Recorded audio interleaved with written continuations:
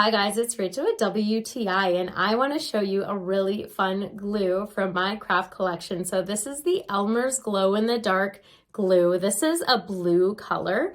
It does come in different colors, so that's pretty cool. This one here in particular, like I said, is blue.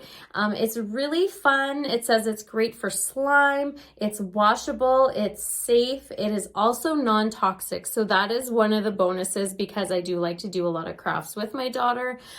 So you want things to be non-toxic. So Elmer's glue is really good for that. And like I said, it's good for slime. So it's pretty cool that it already has a color in it, and there's glitter in this, which is so fun. So you can make different things. You don't just have to stick things together and not see it. You can get creative with crafts and make sure that you can see the glue, and then it's going to glow in the dark. You can make something fun like I just did and frame this, and later on I'm going to put it in my daughter's playroom. It's so cute. Put it under a light, make it charge, and it's gonna glow even brighter. It's got a really nice color to it, and it's just super fun, which is one of my favorite things. That's just my point of view.